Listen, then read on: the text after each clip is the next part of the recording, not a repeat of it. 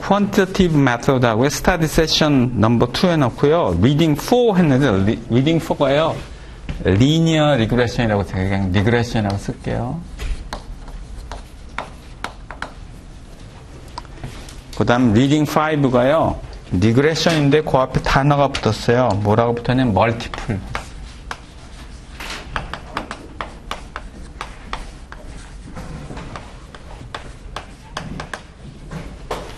그 다음 reading 6가요. time series analysis.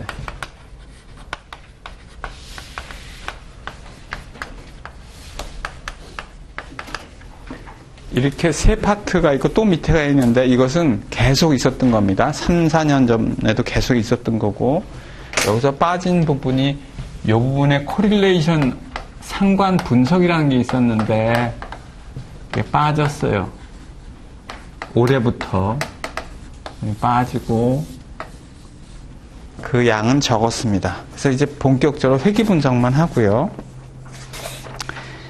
그 다음에 이렇게 전에 거하고 똑같았는데 작년인가 재작년부터 뭐가 들어갔냐면 핀테크라는 게 들어갔는데 올해 책이 싹 바뀌어버렸어요.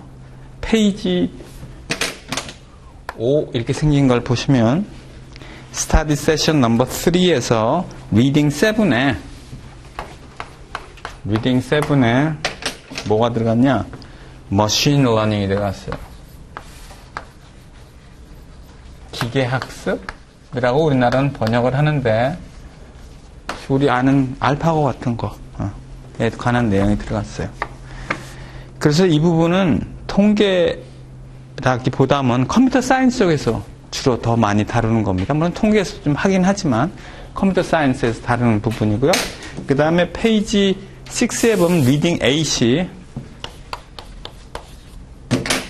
빅데이터.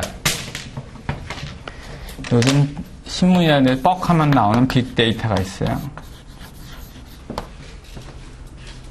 빅데이터 프로젝트라고 했는데 그냥 빅데이터라고만 쓰겠습니다. 이 부분, 이 두 부분은 컴퓨터 사이언스에서 오랫동안 했던 게 이제 이 부분이 들어와 있습니다. 통계와 이 컴퓨터 사이언스의 차이점은 그 통계는 기본적으로 엑셀에서 다루는 데이터를 다루잖아요. 숫자를 다뤄요, 숫자. 그래서 예를 들면 회사 자료를 보면 이렇게 돼 있어요. 고객명, 고객 번호, 그 다음에 이 사람이 소비액, 소비액이라고 할게요. 이렇게 쭉쭉쭉 이렇게 있어요. 그러니까 엑셀에서 다 처리할 수 있는 데이터를 우리가 다루죠. 그게 통계를 기반으로 한 건데, 이제 머신러닝이나 빅데이터는 엑셀에서 다룰 수 없는 자료를 다 바탕으로 합니다. 예를 들면 인공위성 사진이라든지 아니면 글. 우리가 말로 하는 글들을 이제 다뤄서 분석을 해요. 그 부분의 차이가 있고요. 이 부분이 굉장히 이제 어렵습니다. 물론 여기도 다 어려워요. 그래서 굉장히 책이 어려워졌어요. 그리고 참, 리딩 9이 있는데, 9은 그 전부터 있었던 거고, 거기 보면, exert from probabilistic approaches 해서요, 무슨 있어요. 그건 짧게 다루면 됩니다. 그 다음에 맨 끝에 가보면, 리딩 12가 있는데요, economics of regulation인데, 이건 제가 다루지 않고, 다른 데서 다른 분이 다룹니다. 그 핸드아웃 중에 이제 2020 CFA Quantitative Method Level 1 Syllabus가 있는데요. 여기 보면 거기 오타가 있는데 제가 이걸 Introduction to Regression이라고 해야 되는데 이걸 잘못 썼어요. 그 전 건 안 바꿨어요. 어쨌든 요거는요. 제가 다음 시간에 다시 오자 있는 걸 바꿔서 다시 드리도록 하겠습니다. 자, 대충적인 스케줄이 이렇게 1회차, 2회차, 3회차, 6회차, 우리가 6회에 걸쳐서 3시간을 합니다. 18시간 동안 어마어마한 많은 깊은 양을 해요. 이게 6번에 될지 안 될지는 잘 모르겠고, 이 부분이 새로 엄청 추가되는 바람에요. 이 스케줄을 정확히 맞출지 없을지는 아직 모르겠어요. 이번 해봐야 알 것 같습니다. 어쨌든 책이 대폭적으로 바뀌었다는 점, 그 다음에 컴퓨터 사이언스 쪽이 대폭 들어갔다는 점이 특징입니다. 자, 그럼 우선 어디부터 보느냐. 책에 237페이지입니다. 페이지 번호가 없고요. 238페이지를 보시고 그 앞을 보시면 돼요.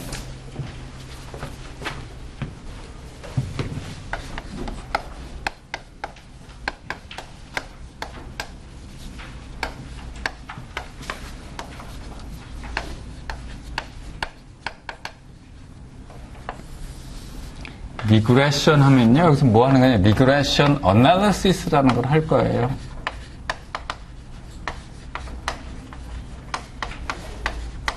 우리말로 보면 회귀 분석입니다.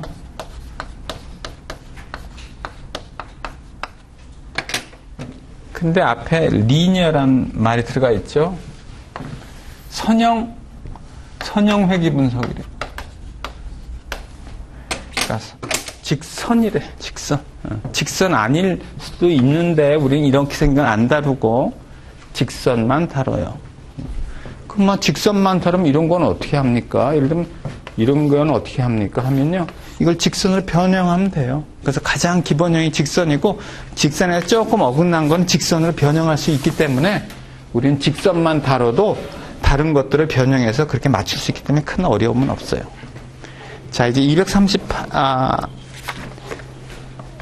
8페이지를 보도록 하겠습니다. 238페이지 2하고 리니어 리그레션하고 2.1을 보겠습니다. 2.1 리니어 리그레션 with one independent variable 독립변수가 하나인 선형을 다뤄요. 자, 이게 뭐냐 했더니 여기는요. 독립변수가 하나고 그 다음 장으로 넘어가면요. 멀티플이에요. 멀티플은 뭐냐 하면 독립변수의 개수가 이 개수가 2개 이상인 경우를 말합니다. 2개 이상인 경우는 다음 장에 다르고 이번엔 독립변수가 하나 있는 경우를 다뤄요. 그래서 우리가 이거를 이 멀티플이라는 반대용을 쓰기 위해서 구별하기 위해서 우리가 이렇게도 부릅니다. 심플은 단순하다는 뜻인데 뭐냐면 독립변수가 하나입니다. 그러니까 심플 리그레션 하면 독립변수가 하나인 경우를 다뤄요. 됐죠? 자, 실라버스에 보면 1회차에 맨 처음에 레벨 1에 복습이 있어요. 조금은 복습을 해야 됩니다. 그래서 복습을 할게요.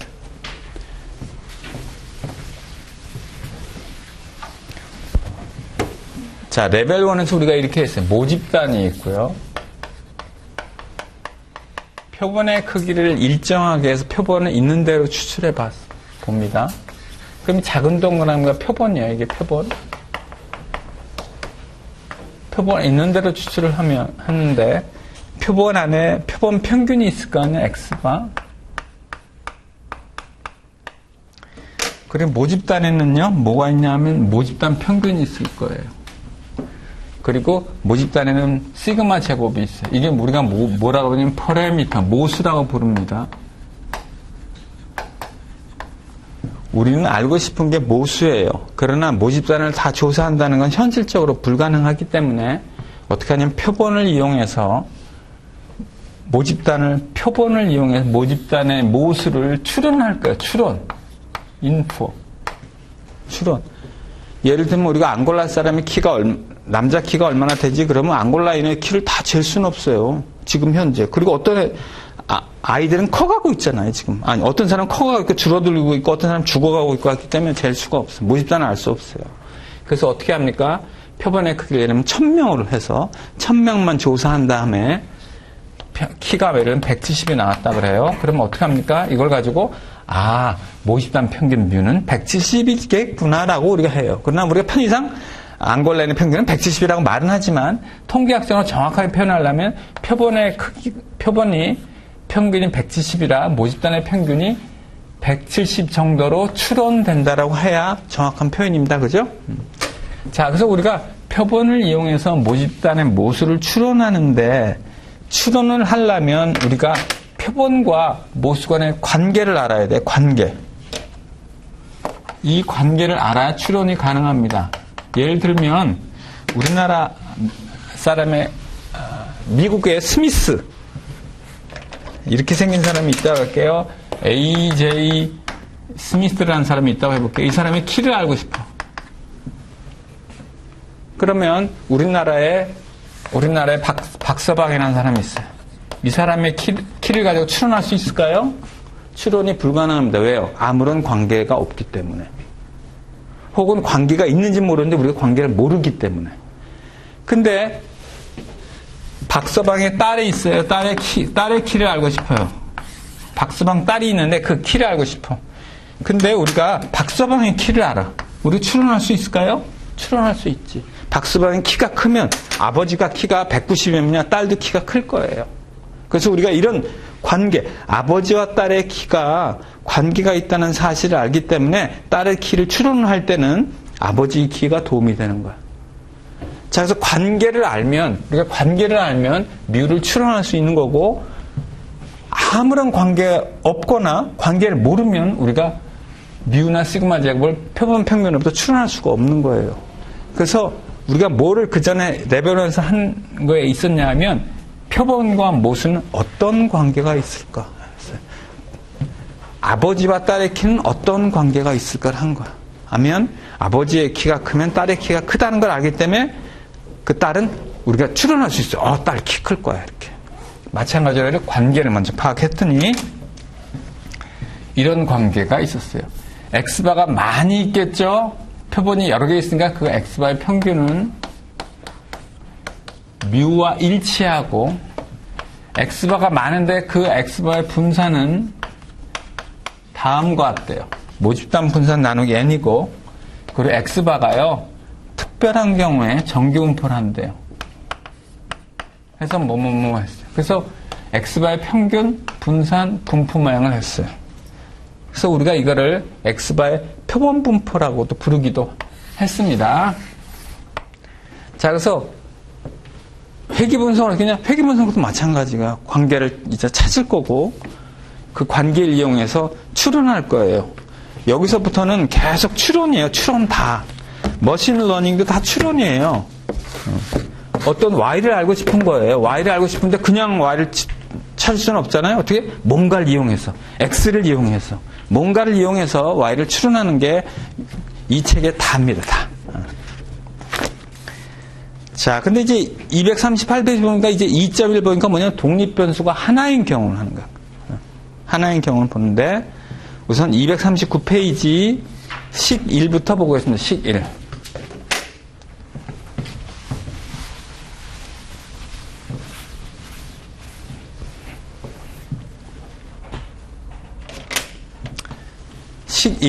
식이 돼 있죠? 그 다음 보겠습니다.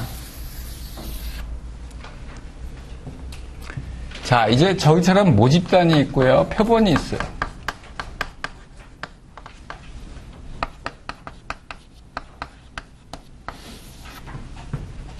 모집단과 표본을 가지고 할 건데 모집단의 식이 있고 표본의 식이 있어요. 자, 근데 핸드아웃을 먼저 보도록 하겠습니다. 핸드아웃.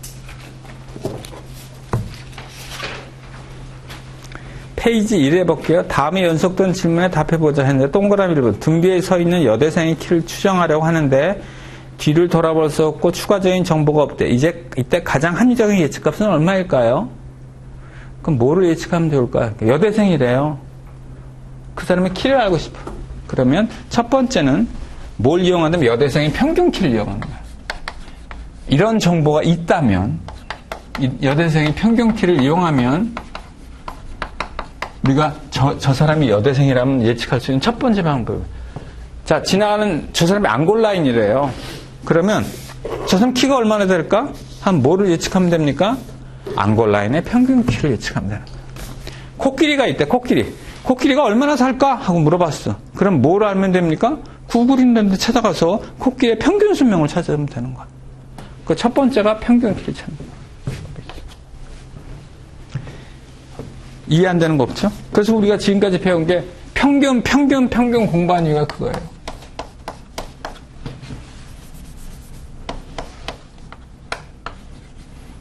이거나 이거를 가지고 우리가 예측을 합니다.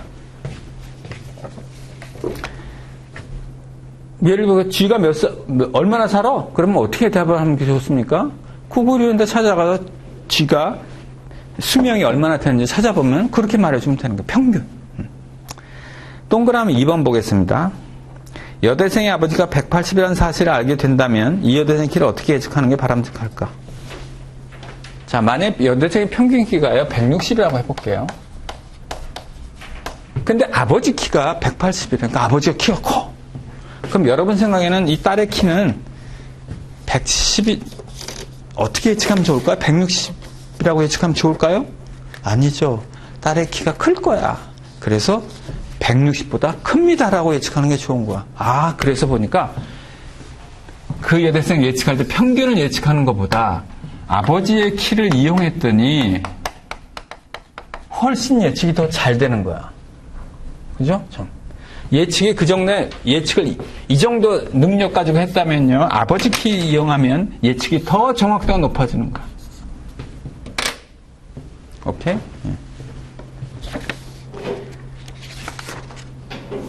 자, 그러면 이제 아버지 키를 이용하면 이렇게 됩니다. 자, 제가 요거를 x 대신 y를 쓸게요. y. 이게 어느 여대생, 거기 나온 그 ABC라고 써요. ABC 여대생의 키예요.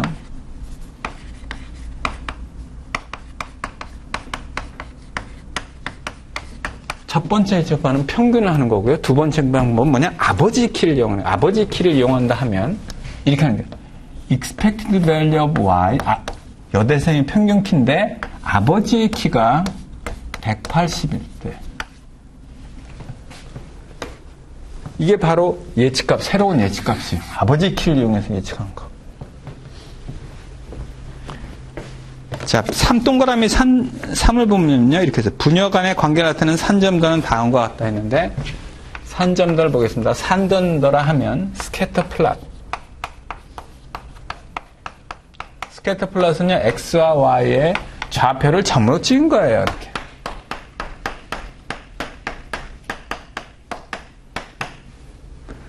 보통 아버지의 키가 크면 딸의 키도 크기 때문에 아마 이런 형태를 나타낼 거예요. 약간의 관계가. 그럼 지금까지 우리가 배운 예측 두 가지 방법이 있네요. 이 방법과 이 방법. 이 방법은 그림을 표시하면 어떻게 될까요? 하면 x가 아무 의미가 없죠. 그죠? 그래서 여기에 y좌표만 y좌표만 찾아. 이거는 y좌표의 평균이에요. y좌표의 평균. 그래서 자 이렇게 쓸게요. y좌표의 평균. 아버지 키 무관하게 여대생의 평균 키를 찾은 거야. 이게 바로 이렇게 찾은 거야. 그러면 이거는 어떻게 찾으면 될까요? 아버지의 키가 180이라는 전제하에인 딸들의 키의 평균이야. 그죠? 아버지가 180인. 자, 그래서 이제 아버지의 키가 180인 사람들만 골랐어. 그랬더니 아버지 키가 180인 사람만 골랐더니 이렇게 있다고 해볼게요. 저 얘기는 빨간 동그라미 치겠습니다. 이거는 아버지가 180이라는 전제하에 있는 딸들의 키의 요거의 평균을 말합니다. 그래서 예를 들면 요거예요. 요점. 예를 들면 이 점은 어떻게 했냐? expected value of y 여대생의 키인데 아버지 키가 180인 사람들만 모아서. 이해됐나요? 그게 다 페이지 2에 나와 있어요. 페이지 2에 보면 그림이 아버지 키가 그림이 두 개가 있잖아요. 아버지 키에 대한 정보가 없을 때는 여대생의 키, 즉 y좌표의 평균을 구하면 되고 아버지의 키에 대한 정보가 있으면 그 아버지 키가 180인 사람들만 모아서 그 딸들의 키를 평균 내면 됩니다.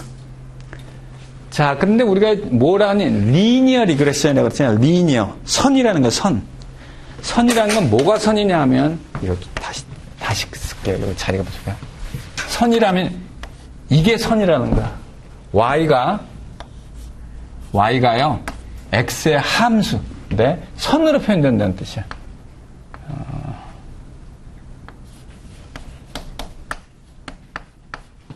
이거 선이죠. 예를 들면 y가 2 더하기 3x 하면 선이잖아요. 이렇게 선형이에요. 선형.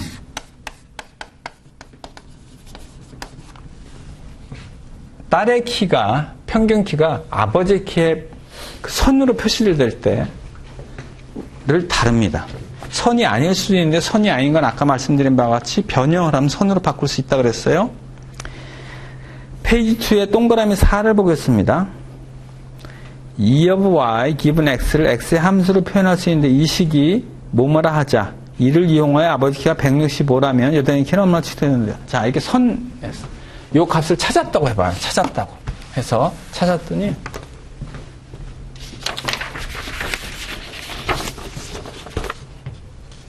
죄송합니다. 요 180 빼고요. 자, 잠깐만. 일반화 시켜서 일반화로 바꿔야 되는 깜빡했습니다. 그냥 할게. 그냥 x. 그냥 x라면 아버지 키가 180인 경우도 포함되고 170인 경우도 포함하고 160도 표현하는 거예요.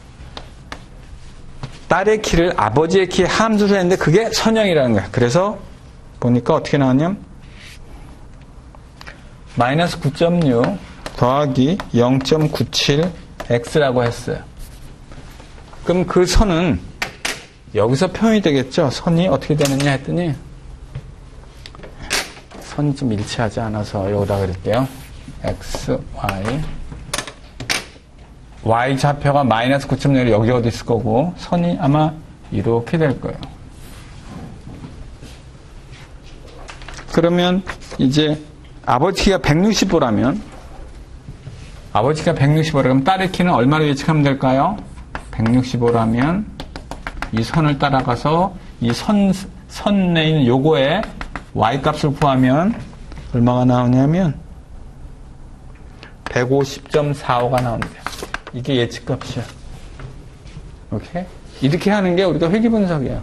회귀분석은 결국 뭐냐면 y의 값을 x의 함수로 표시한 게 회귀분석이야. 근데 리니어 회귀분석이기 때문에 선으로 표시한 겁니다. 자, 그럼 그 전에 예측한 거하고 지금하고 차이점은 결론적으로 뭐냐 하면 그전에는요 평균값을 썼다면 요번에 뭐야? 기대값이야. 기대값이죠. 조건부 기대값이야. x의 값이 주어졌을 때 x값이 주어졌을 때 y의 기대값을 푸는 거야. 그 전과는 기대값 아닌 그냥 y의 평균이고 이거는 조건부 기대값이야. 그 전엔 기대값, 조건부 기대값이 차이가 있다는 거예요. 자, 그 다음에 예측은 회귀분석 말고 나중에 타임 시리즈 어널리시스가 있는데 그때도 잠깐만 설명을 드릴게요. 자, 영국의 맥주 판매량을 한번 봐봤더니 이렇게 생겼어요.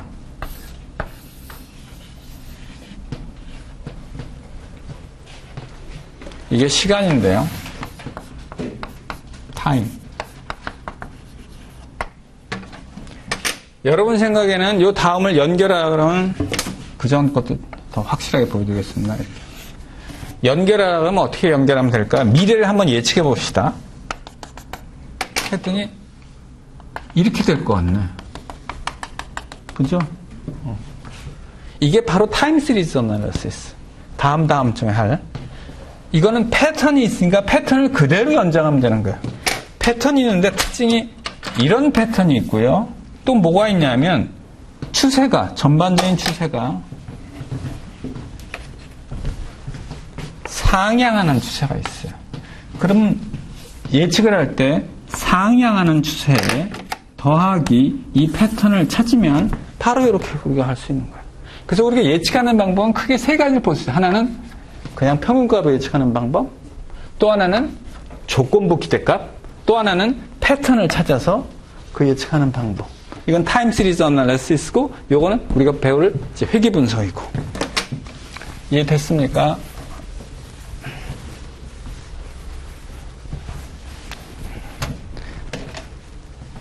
자, 그럼 이제 첫 번째 노테이션은 어떻게 쓸까를 볼 거예요. 기호를 어떻게, 뭔가 그전하고 많이 다르잖아요. 그래서 기호가 좀 다릅니다.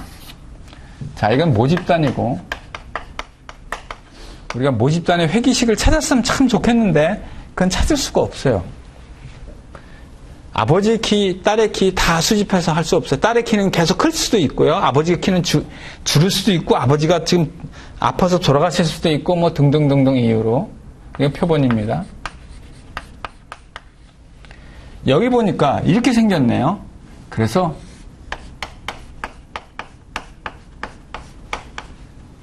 요거를 숫자지만 일반화시키면 이렇게 됩니다. 그런데 자, 아버지 키가 160, 아까 x가 165일 때 딸의 키가요 150이라고 했어요 아까.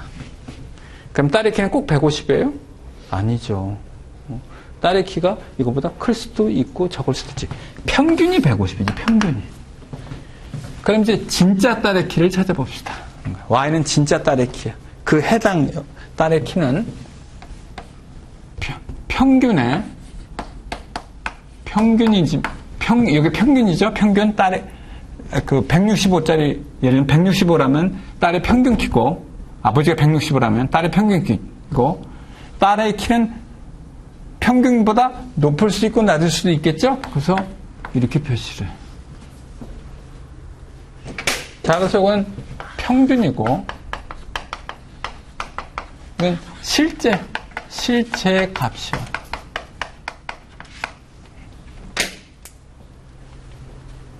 그리고 거기다 보시면 i가 있잖아요. i를 써주는 게 좋습니다. 그 칠판상에는 자주 뺄게요. 왜냐면 너무 복잡해져서 포기하시면. 자, 그럼 이제 용어부터 몇 개 설명을 드릴게요. 굵은 심 보니까 dependent variable, independent variable 이런 글자가 나왔는데 그것부터 먼저 설명을 드립니다.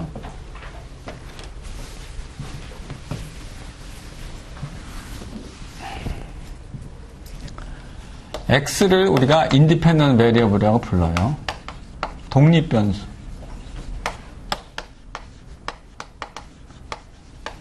그리고요, y를 dependent variable, 종속변수라고 불러.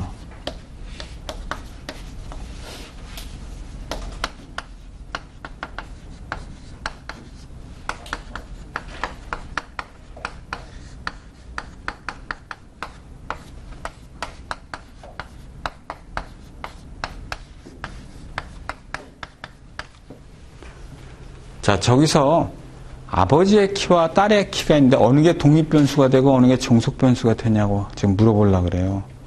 어느 게 독립변수일까요?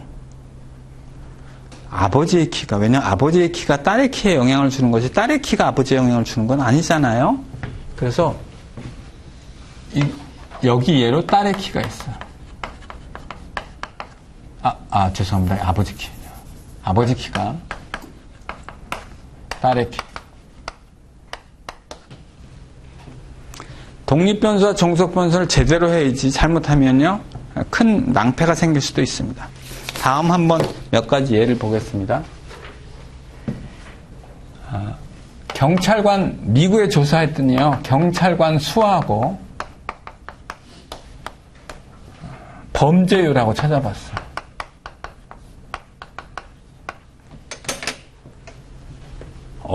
어느 게 독립변수가 되고 어느 게 종속변수가 돼야 될까요? 그래서 어느 변수에 영향을 줘야 되는 겁니까?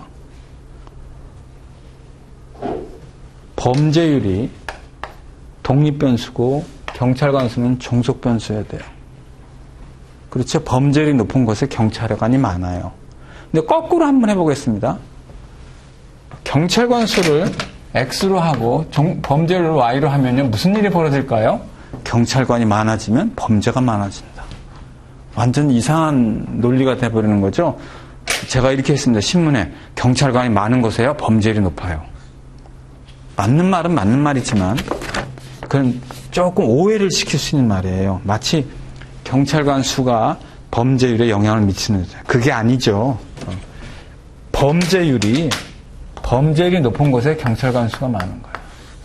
그래서 우리가 독립변수와 종속변수를 명확하게 잘 구별해야지 괜히 구별 안 하고 하면 뒤집어서 나중에 해석될 여지가 있습니다. 이해 안 되는 거 없죠?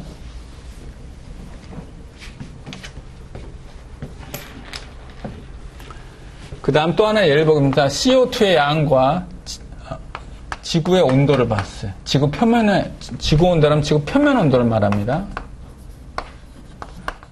어느 게 독립변수고 어느 게 종속변수일까요? 했더니 CO2가 많아지면 많아질수록 지구의 표면의 온도가 올라간대요. 그러니까 이게 독립변수고 이게 종속변수가 되는 거예요. 오케이? 예. 그러니까 독립변수와 종속변수를 명확하게 잘 구별할 필요가 있습니다. 여기까지 됐죠? 자, 거기 있고요. 그 다음에 에라텀이라고 나와 있는데 우리가 이거를 에라텀이라고 불러요. 우리말로 번역되어 있는 책을 보면 오차항이라고 되어 있습니다. 이건 왜 있습니까? 했더니요. 아까 설명드린 것 같이 딸의 키인데 아버지의 키로 설명을 하려고 그랬는데 아버지의 키가 다가 아니야. 아버지의 키가 160일 때 딸의 키는 150이야, 평균. 그렇지만 그 딸은 상황에 따라서 다른 요인으로 인해서 뭐 건강이 나빴다든지 건강이 좋았다든지 등으로 인해서 약간의 오차가 발생할 수 있는 거예요. 그래서 이게 있어요. 이렇게. 그럼 이 식을 다시 한번 설명드리겠습니다.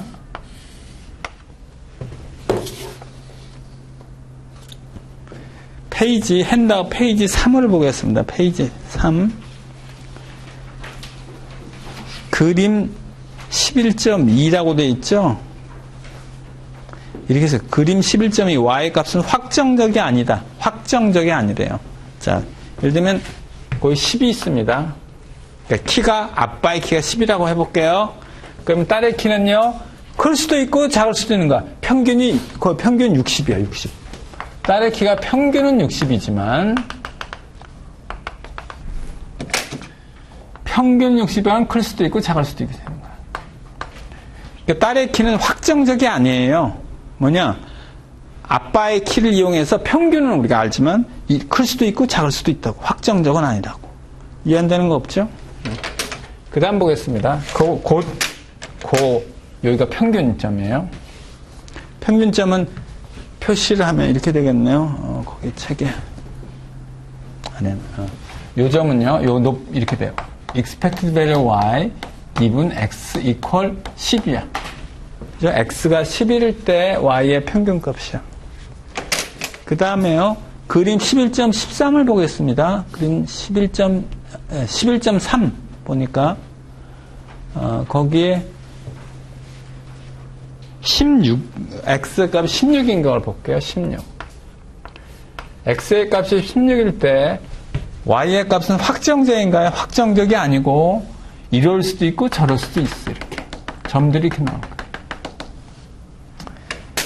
그거의 평균값을 보겠습니다. 평균값이 이거라고 할게요. 이거는 기호로 표시하면 어떻게 표시하면 됩니까? 평균 y의 평균인데 언제? x의 값이 16일 때 y의 평균이야. 됐죠? 그 평균점들이 이게 빨간 동그라미를 표시했는데요. 10일 때, 16일 때, 20일 때, 뭐 다른 숫자일 때도 있을 거 아닙니까? 그래서 그걸 선으로 쭉 연결했더니 이렇게 선으로 나와. 이게 리니어일 때 우린 리니어 리그레션이라고 하는 거야. 선이 아닐 수도 있는데 아까 말씀드린 약간 변형을 하면 선으로 바꿀 수 있어서 그건 걱정할 필요 없어요. 우리가 다루는 것은 이게 선인 경우야. 그럼 이 선은 어떻게 표시하면 됩니까? 이 선은 평균점을 연결한 것 때문에 expected value y given x이고 x가 여기서는 10일 때 16일 때이지만 여기는 일반적인 때 아니야. 일반적인 때라 숫자는 안 적어. x가 이럴 때 저럴 때 다 포함되니까. 요게 바로 요 선이에요. 파란 선이에요. 이해됐어요? 요게 바로 이 파란 선. 그건 어떻게 되냐? 선이니까. 선이라면 우리가 선하면 y를 2 더하기 3x 이렇게 이게 선이잖아요. 요게 이렇게 생겼고 절편이 있고 이렇게 생긴 거. 그래서 요게 선. 평균점들을 쭉 연결한 선이에요. 됐나요? 자, 그런데 이제 일로 와보겠습니다. 그럼 yi는 뭐냐? 실제 값은 뭐냐 했더니 어떤 딸은요, 아버지 키가 10인데 훨씬 커. 그래서 숫자 표시가 없네. 추가 100만 없죠? 요걸 할게요. 어느 딸은요, 여기야, 여기. 평균은 60이어야 되는데 훨씬 크게 높게 나왔어. 그럼 요 점은 어떻게 표시하면 됩니까? 했더니 이렇게 표시하는 거예요. 이 딸은 아버지의 키가 10인데 10이라 딸의 키가 평균이 이거잖아요. 즉 60. 거기다 어떻게 돼요? 요만큼 틀리잖아요. 요만큼. 그게 에러텀이에요. 그래서 여기 보면 아버지의 평균 키, 아버지의 키에 따른 평균 키 더하기 에러텀. 이해됐나요?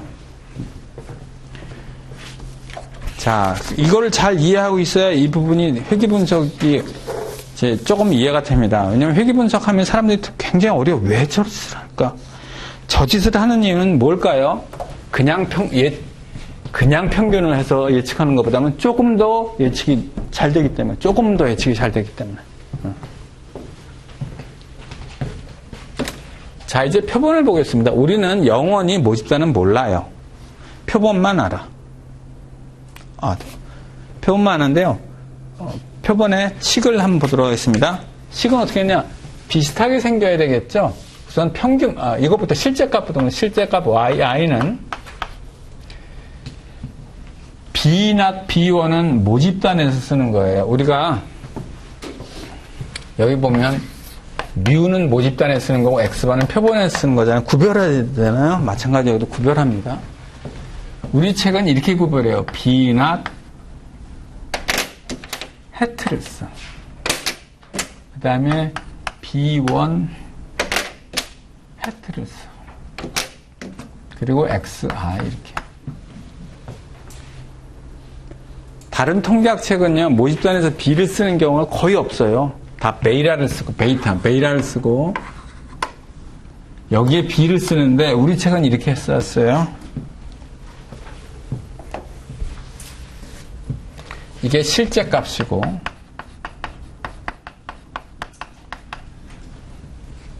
표본에서도 저렇게 파란 선이 있을 선. 죄송합니다. 이거 추가한 거 빼먹었어. 이건 좀 더 설명하고. 표본에서도 이렇게 선을 찾을 거야, 선.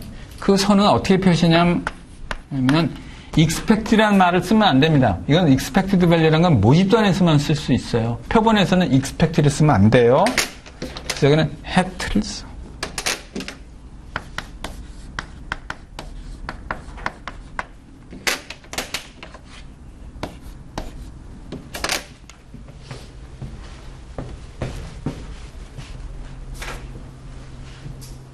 됐나요? 자, 그래서 첫 번째 우리가 배운 거는요, 모집단과 표본에서 기호를 어떤 기호를 씁니까? 하고 했어. 이런 기호를 쓴다. 자, 5차항에서 다시 설명을 드리면 이래요. 딸의 키에 영향을 주는 건 많이 있을 거예요.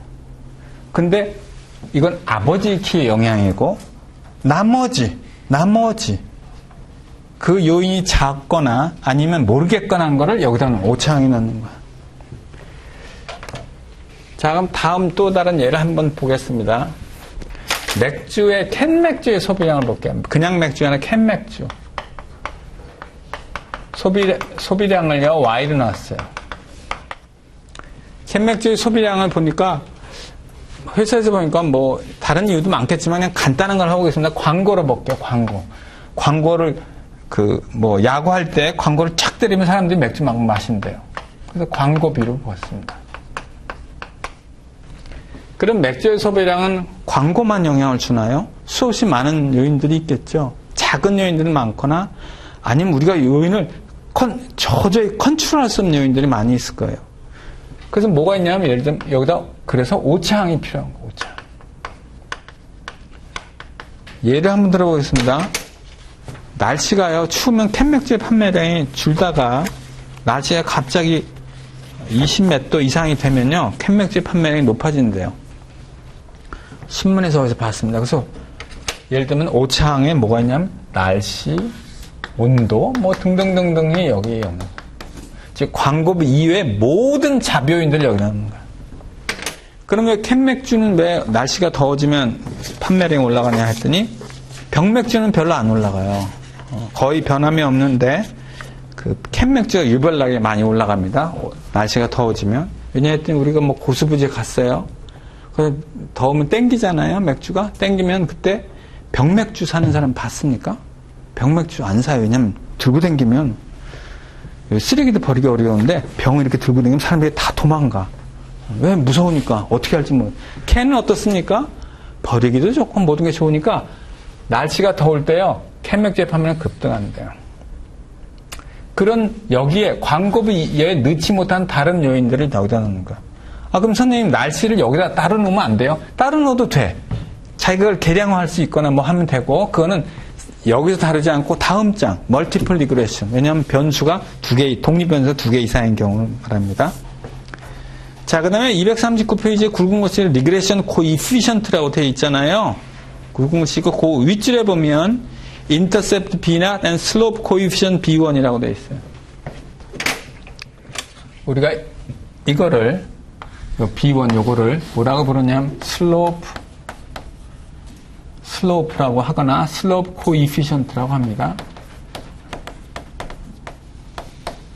그 다음에 요거를 죄송합니다. 슬로프가 아니라 인터셉트예요. 인터셉트. 절편.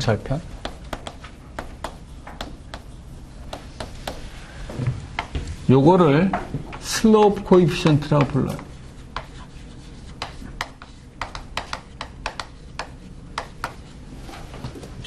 그리고 두 개를 합친 것을 회귀 분석에서 나온 거라 리그레션 코이피션트라고 부릅니다. 자, 이건 하나도 어려운 거 없어요. x가 있고 y가 있는데 다음과 같은 식을 보겠습니다. y는 2 더하기 3xs. 그럼 여기가 얼마예요? 철편계수 2고 그 다음에 3은 뭡니까? 기울기예요. 기울기가 3이라는 것은 x가 한 단위 올라가면 y는 몇 단위 올라간다는 뜻입니까? 3단위. 3단위 올라간다는 뜻이야. 그래서 이 기울기 계수는 x가 한 단위 올 때 y는 평균적으로 몇 단위 올라갑니까? 나타나는 거야. 여기로 말하면 아버지의 키가 1cm 올라갈 때 딸의 키가 평균 몇 cm 커집니까? 라고 물어본 거랑 똑같은 거야. 됐죠? 네.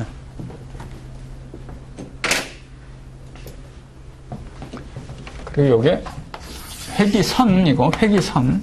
우리가 저 파란 선은 회기선이라 그래요. 이것도 모집단의 회기선, 이건 표본의 회기선. 여기에는 질문 있나요? 질문 없습니까? 자, 이제 우리의 목표는 뭐냐면요. 회귀분석이라는 게 뭐냐면, 여기서 보시다시피 그전 거하고 다른 점은요. 그전에는 평균만 냈어요. 딸의 키의 평균을 냈다면 이거 아버지를 키용한 딸의 키를 낸 거야. 즉, 아버지를 키용해서 식을 찾은 거야. 식. 아버지의 키와 딸의 키의 식을 찾은 거야. 이 선. 이걸 찾는 게, 예요. 그럼 할 일이 뭐냐면, 우리가 할 일이 뭐냐면, 식을 찾는 거야, 식. 근데 우리가 모집단의 식은 못 찾으니까 표본에서 식을 찾는 거야. 표본에서 식을 찾으면 됩니다. 이걸 찾는 것으로 하겠습니다. 이제 할 일이. 참, 하나 또 빼먹은 게 있네요. 자, 요거를 오차항이라 그러는데, 이거는 2라고 쓰고, 여기서는 표본에서는 오차항이라 부르지 않고요. 이거를 리지주얼, 잔차라고 우리말로 번역하면 잔차라고 부릅니다.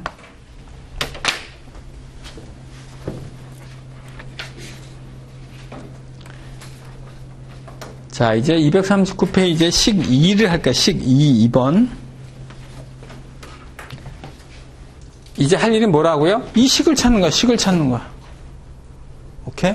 식을 찾는다는 얘기는, 여기서 뭐를 찾는다는 얘기일까요? 여기서. 뭐를 찾는 걸까요? 자, 식을 찾는다. 이런 식을 찾는다고 해봐요. 이건 뭘 찾는 겁니까? 1차 식이면 2와 3을 찾는다는 얘기랑 똑같은 거예요. 기울기에서 절편계수를 찾는 거지. 왜? x, y는 유자리에 있는 거예요. y와 x는 유자리에 있는 거고, 우리가 찾는 것은요, 절편계수, 기울기계수를 찾는 게 이래요. 됐죠? 그리고 영원히 우리는 이건 못 찾아요. 모집단은 건 찾지 못하고, 표본값 이걸 찾고 이거로부터 여기를 추론할 거야. 추론. 자, 그럼 이제 두 번째 할 일이 뭐냐면 회기식을 구하기야. 회기식을 구한다는 얘기는 B낫 해투와 B1 해투를 구한다는 얘기예요. 자, 다음에 두 그림을 보겠습니다.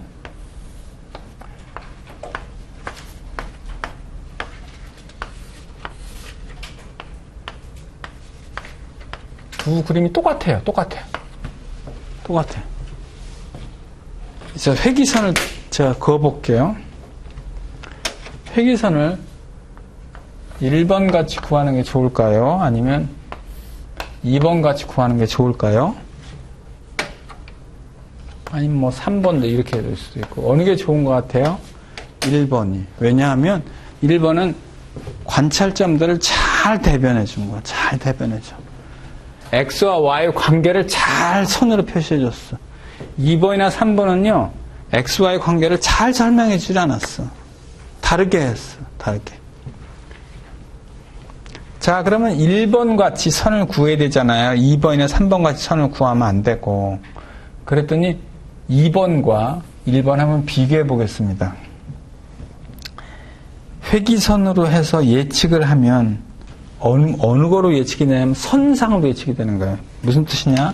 아까 봤더니 여기 지운 거 중에 이렇게 했어요. 파란 선으로 쫙 있었고 이제 11대 뭐였지? 11대 이 선상의 값이 60이 나왔습니다. 그죠? 근데 실제 값이요. 여기 있다고 쳐볼게요. 실제 값은 70이에요. 65라고 해보겠습니다.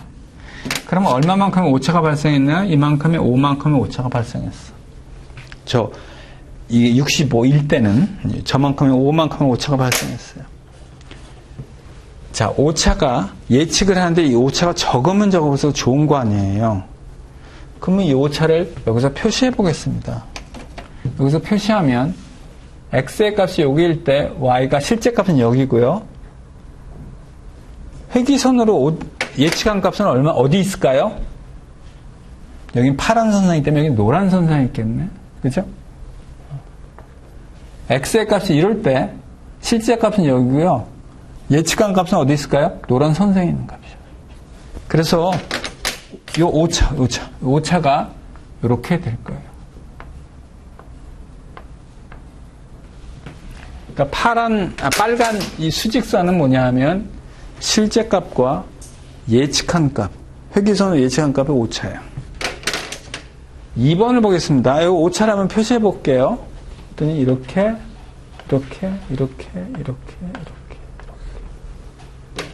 어디가 오차가 큰가요?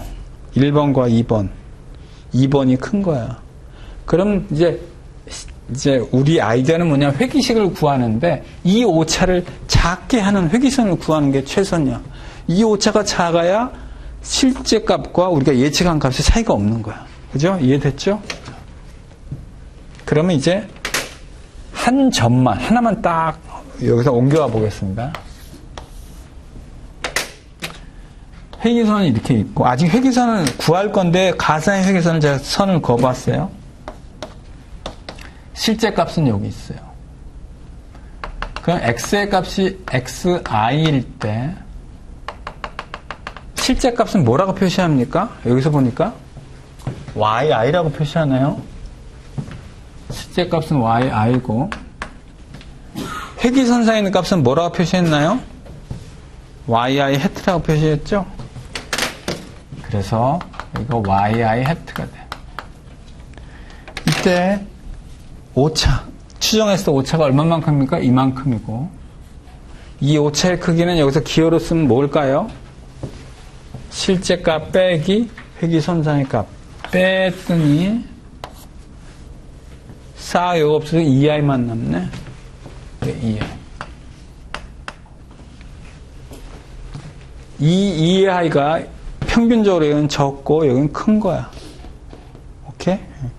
그러니까 2i 값을 작게 만들어야 되는데 EI가 이 잔차값이 하나만이고 여기는 6개 있네요. 이거 시그마를 해야 되겠어. 그래서 EI에 시그마를 하는데 이렇게 되면 플러스 마이너스 상쇄가 되기 때문에 플러스를 상쇄 못하게 하는 방법은 제곱하거나 절대값인데 그러니까 미분을 해야 되기 때문에 절대값을 써. 절대값은 우리가 미분을 구할 수 없어요. 이거를 어떻게? 작게 해야 되겠어. 작게 하는 선을 구하는 거야.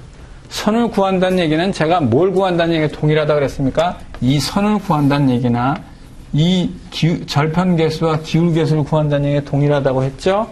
그래서 이거를 최소로 하는 뭘 구하는 건 B0, B1 해트를 구하는 거야.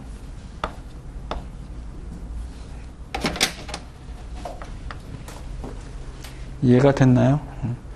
즉 오차를 추정하는 오차, 이 빨간 선을 가장 적게 하는 선을 구하는 거야. 그 얘기에 지금 어렵게 썼지만. 자, 근데 EI는 뭐냐 했더니요.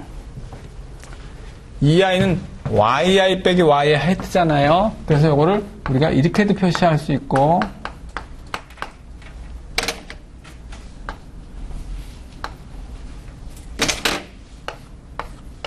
혹은 YI 해트는 식이 이러니까 B0 빼기 B1 XI 이렇게 표시할 수도 있고, 이게 책에 식 2가요. 이런 스타일을 표시한 거예요.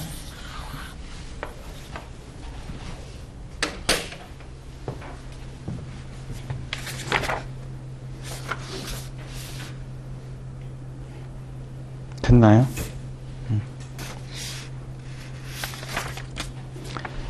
자, 그럼 저렇게 하면 뭘 구하는 거예요? 저기서 B나 해트와 B1 해트를 구하는 거야. 그럼 이제 미분을 해서 블라블라를 하면 쭉 하면 끝부분에 가서 뭐가 나오냐 하면 B1 해트와 B나 해트의 일반식을 구할 수 있어요.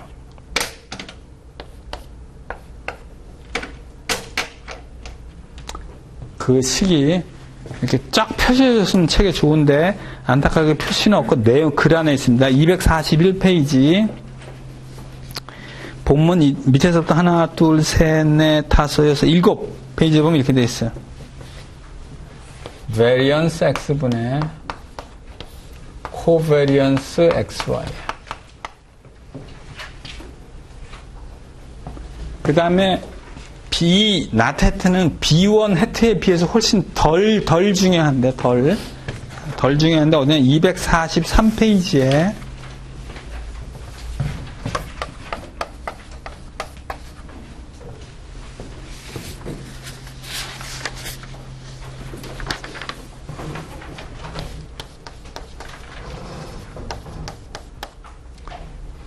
맨 윗줄에 보면 표시되어 있어요. B나트는 Y의 평균 빼기 이렇게.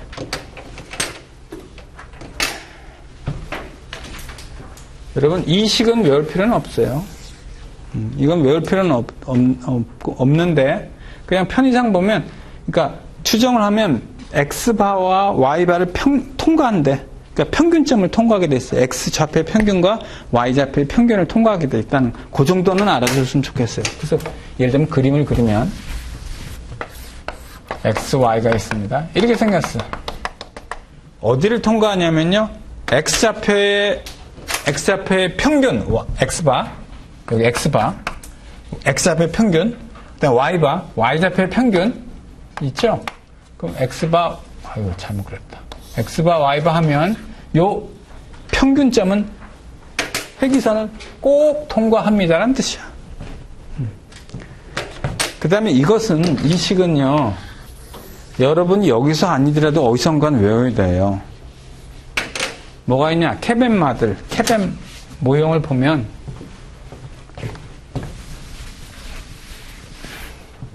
어떤 자산의 수익률을 보겠습니다. 리스크 프리 레이트고, 이거,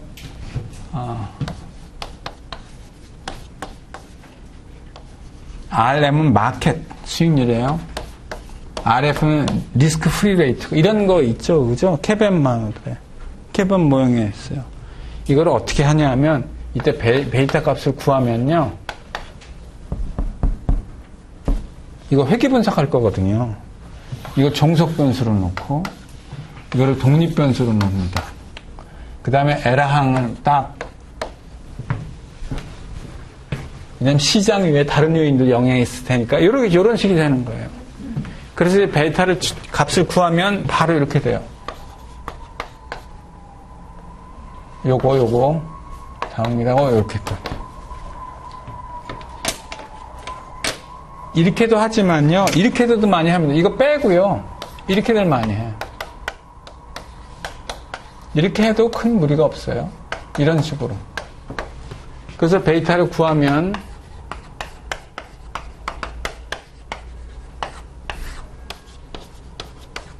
이렇게 돼. 이거 캐벤 모형에서 어딘가 듣기는 했을 거예요. 그러니까 거기서라도 외워야 되니까 이게.